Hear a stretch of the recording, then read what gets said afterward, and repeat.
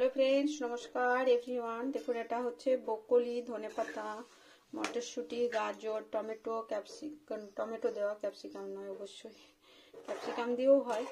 তো এটা খুব সুন্দর একটা রান্না, মুখরোচক। দেখুন কত সুন্দর হয়েছে। এইভাবে নিয়ে খেতে হয় এক সাইড থেকে। আমি কিছুটা তুলে দেখানোর জন্যই নিলাম।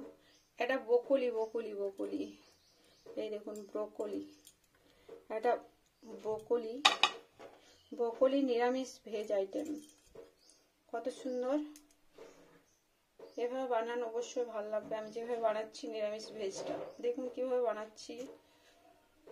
হ্যালো ফ্রেন্ডস, নমস্কার এভরিওয়ান। দেখুন আজকে বানাবো ব্রোকলি। তো আমি ব্রোকলিটা রান্না করার জন্য সাদা তেল আর সরিষার তেল দুটোই ইউজ করি, আর ঘি 3টা দিই, তাহলে আমার খুব সুন্দর রান্নাটা হয়, নিরামিষ টেস্টি। দেখুন কিভাবে বানাচ্ছি। দেখুন ফ্রেন্ডস, এখানে নিয়েছি দারুচিনি, লবঙ্গ, এলাচ আর 4-5টা গোলমরিচ, আর 3-4টা ছোট ছোট বড় নিয়ে 4-5টা এলাচ আর কয়েকটা লবঙ্গ, এই কিছুটা পরিমাণ। যেহেতু ব্রোকলি রান্না করবো জন্য গরম মশলা একটু বেশি দিচ্ছি। এগুলো থেতো করে নেবো, মিহি করে একটু থেতো করার চেষ্টা করছি। দেখুন ফ্রেন্ডস, প্রথমে দিয়ে নিচ্ছি সরষের সাদা তেল, এটা হোয়াইট অয়েল।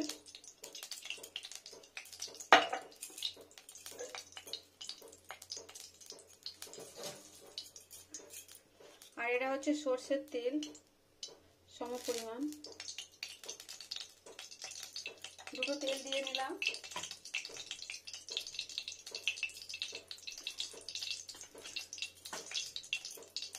এবার এখানে দিয়ে নেবো চিনি, মিষ্টি।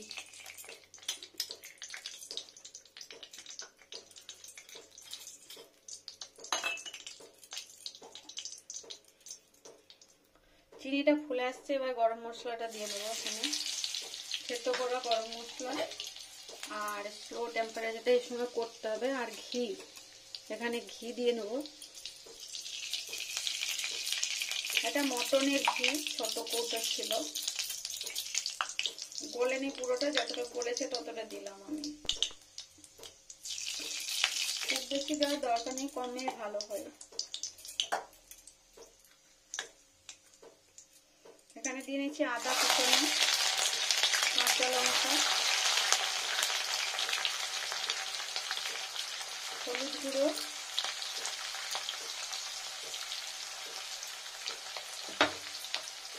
লবণ। বেশি রান্নাটা হবে না, ঠিকঠাক লবণটা দিই। ধনে গুঁড়ো পরিমাণ মতো, টেস্টের জন্য যতটুকু লাগবে। আর লঙ্কা গুঁড়ো।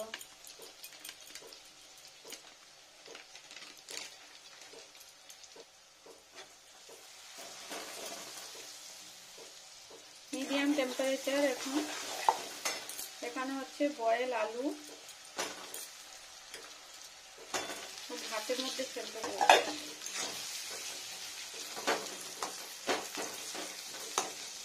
বয়েল আলু, আর খুব সহজে রান্নাটা হবে, তাড়াতাড়ি। আর ব্রোকলি, এগুলো ভাজার দরকার নেই, একটু মশলাতে লেপটানো শুধু। ব্রোকলি মাঝে একটু কাট দিয়ে দিয়েছি, গোলটা ভালো করে সফট হবে। গাজর দেবো, ব্রোকলি, একটা গোটা ব্রোকলি মিডিয়াম সাইজ। আর এটা হচ্ছে টমেটো, ছোট বড় মিলে দুটো টমেটো, 2 জার জল ছেড়ে দেওয়া হচ্ছে। এটা দেশি টমেটো। নাড়া দিই।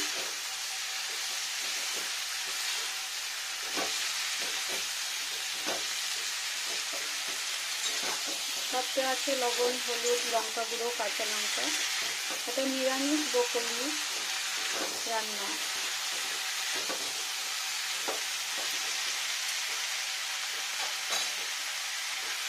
এখানে গাজরগুলো দিয়ে নেব।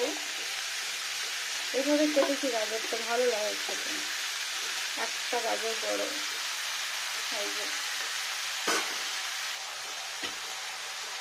করে দিই।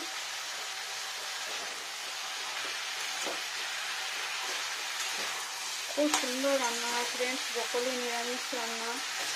আর নিরামিষ ডেতে টেনশন ফ্রি এখন একটা এমনই ভেজ, মানে একটা দিয়ে ভাত খাওয়া যায়, ভাত বা রুটি পরোটা যাই খাবেন এটা দিয়েই খাওয়া হয়ে যাবে। এর সাথে ডাল ফাল করলে বিরক্ত লাগে।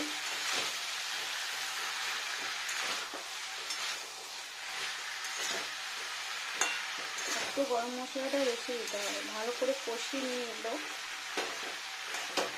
কষাতে কষাতেই সফট হয়ে যাবে। টমেটোর জলটা আছে বেরোবে।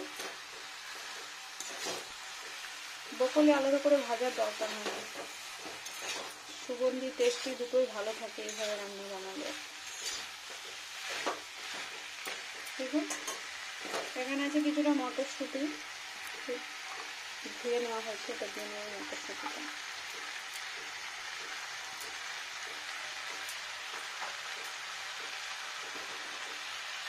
এটাও কষিয়ে নেব মিডিয়াম টেম্পারেচারে, হাই টেম্পারেচারে নয়, কখনোই না, মিডিয়াম টেম্পারেচারে সবসময় ভালো হবে। স্লো স্লো প্রসেসে হবে আর এতেই সেদ্ধ হবে ভালো। দেখুন ফ্রেন্ডস কত সুন্দর ব্রোকলিটা। আমি একটু মাঝে কাট করে দিয়েছি, মানে পুরোটা খালি করে দিইনি, একটু কাট করে দিয়েছি, সেদ্ধ হবে ভালো। এখন প্রচুর ব্রোকলি মার্কেটে আর মটরশুঁটি। এক পিঠ কষা আর এক পিঠ উল্টো করবো, তবে এক পিঠ হোক, উল্টো করি।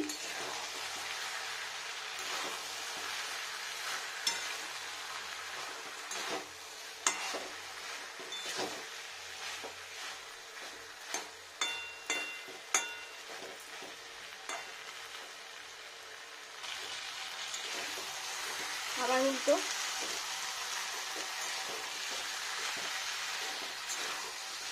সব তো হয়েই আসছে না, সুন্দর হয়ে আসছে। ডালটা একটু পিসেস করে দিই ছোট করে। বয়েল আলুটাই লাগবে, নইলে হবে না রান্নাটা ঠিকঠাক।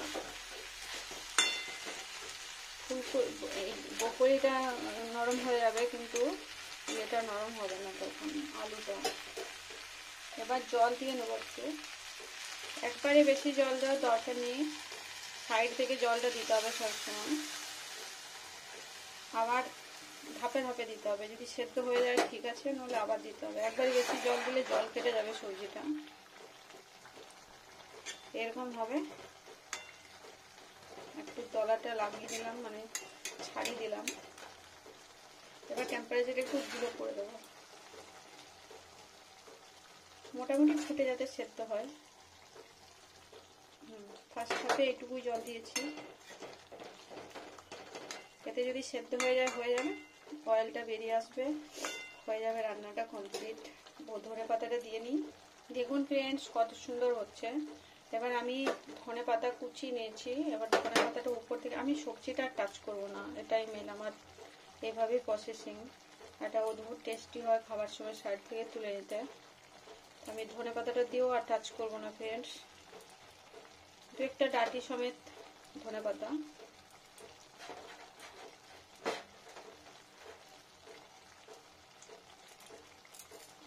ফুটুক, ধনে পাতাটা চড়া হয়ে যাবে, রান্নাটা কমপ্লিট হয়ে যাবে, তখন সেদ্ধও হয়ে যাবে।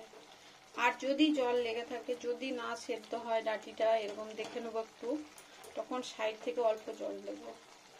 এখনই ফুটতে ফুটতে ধনে পাতাটা পড়ে যাবে, নিচে বসে যাবে সুন্দরভাবে।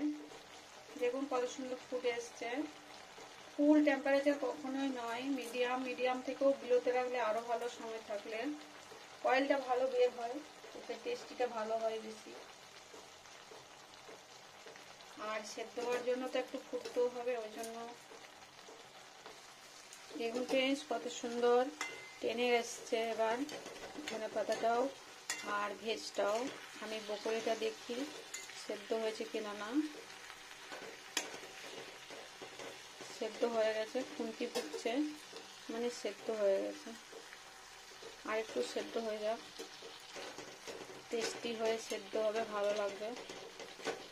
জল টেনে এসছে। মাইটা দেখবো লেগে যাচ্ছে কিনা না, যেহেতু সেদ্ধ আলু দেওয়া আছে তো জল নিয়ে একদম নিয়ে সাইড থেকে একটু দিতে হবে।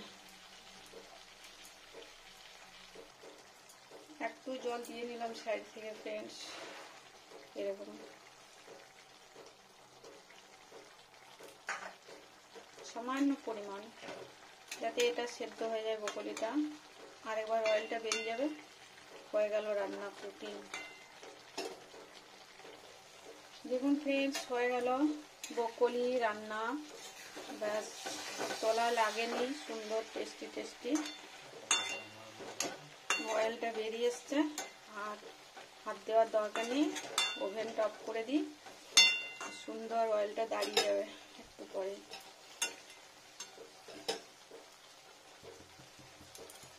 ওভেনটা অফ। এটাই হলো ব্রকলির মশলা রান্না, খুব সুন্দর টেস্টি। একটু পরে অয়েলটা খুব সুন্দর দেখা যাবে, ফুটটা বন্ধ হবে তখন অয়েলটা ছাড়বে। দেখুন কত সুন্দর অয়েলটা আস্তে আস্তে এখানে সাইডে জড়ো হবে, দেখুন একটু পরে।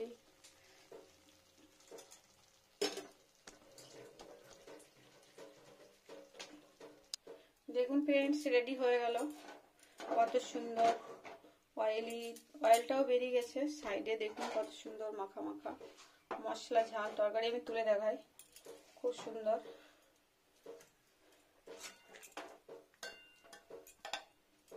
খাওয়ার সময় এভাবে নিতে হবে আর খেতে পাওয়া যাবে সুন্দর।